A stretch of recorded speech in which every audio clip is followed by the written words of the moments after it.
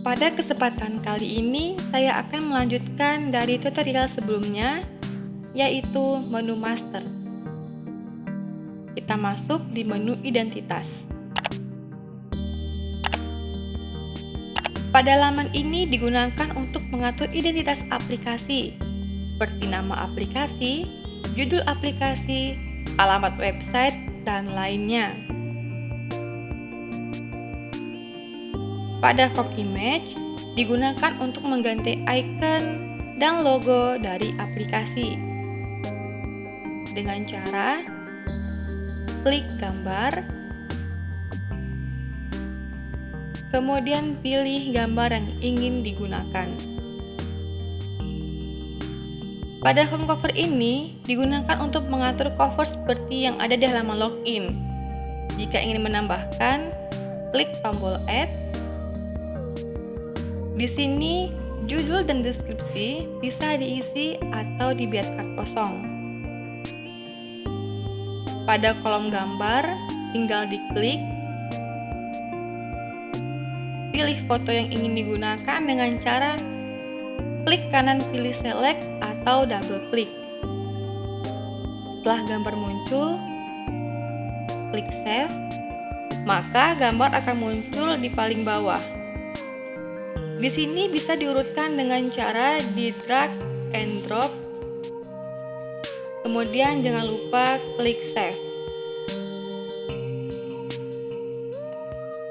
Pada form map ini, kita bisa menandai titik lokasi dari kantor kita. Jangan lupa klik save. Menu konfigurasi. Email. Email digunakan untuk memasukkan akun SMTP agar aplikasi dapat mengirim email ke klien. Seperti form di bawah ini, ada nama pengirim, SMTP server, email, SMTP security, password, dan SMTP port. Kemudian klik save. Tema digunakan untuk mengatur template email yang akan dikirim ke klien. Seperti contoh, di bagian tipe saya pilih forgot. Akan muncul script seperti di bawah ini. Untuk format penulisan menggunakan kode HTML dan CSS biasa. Di sini, untuk kodenya bisa dilihat pada tombol ini.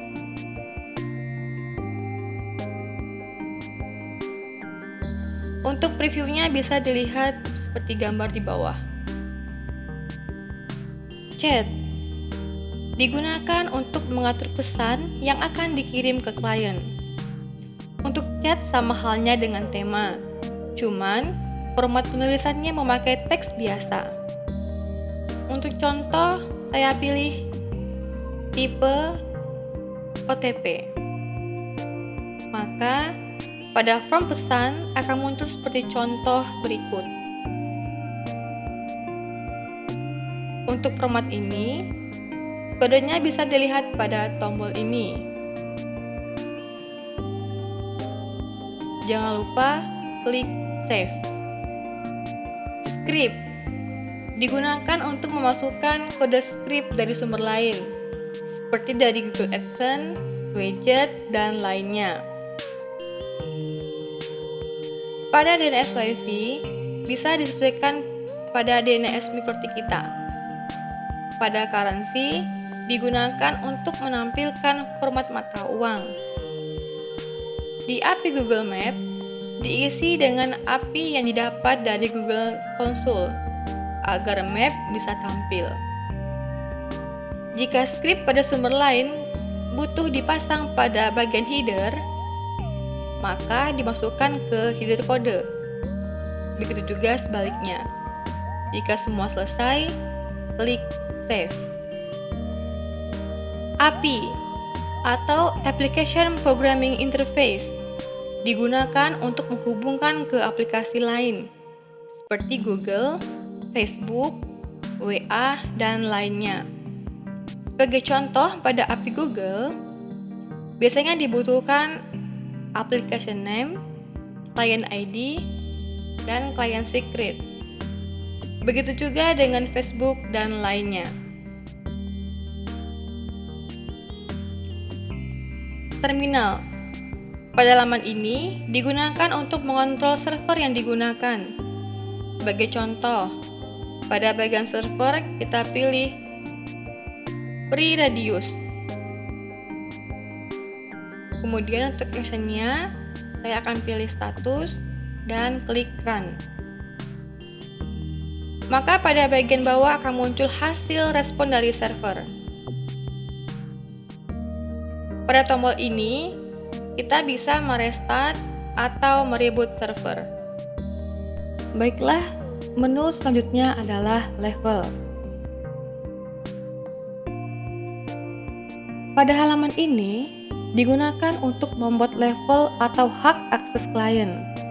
Sebagai contoh di sini, saya sudah membuat dua level, yaitu member dan reseller. Yang pertama, member. Pada contoh di sini, member hanya diberi satu akses menu, yaitu menu order. Yang artinya, klien member hanya bisa mengakses menu order atau hanya bisa order voucher saja. Pada pilihan radius, digunakan untuk memberi akses ke router yang sudah terhubung.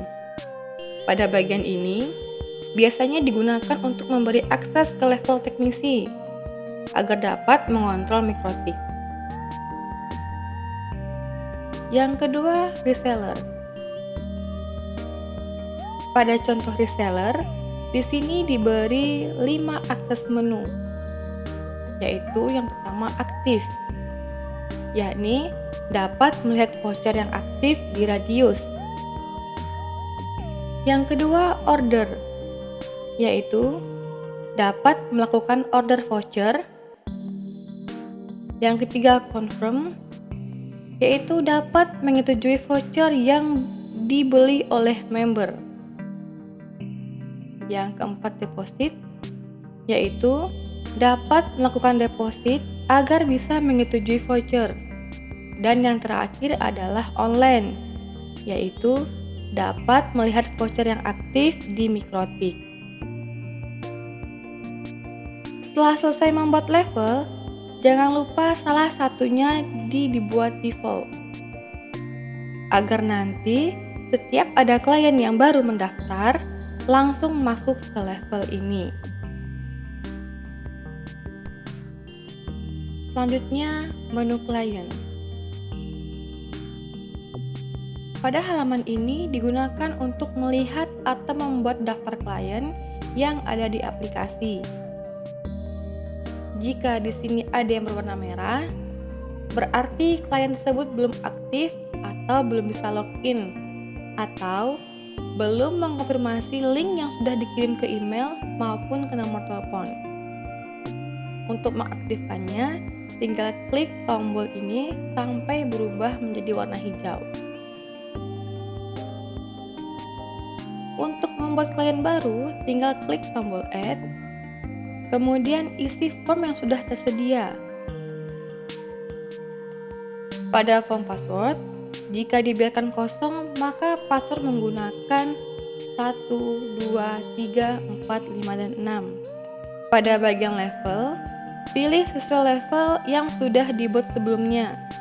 Kemudian, jangan lupa klik tombol save. Jika ingin mengubah data klien, klik tombol ini.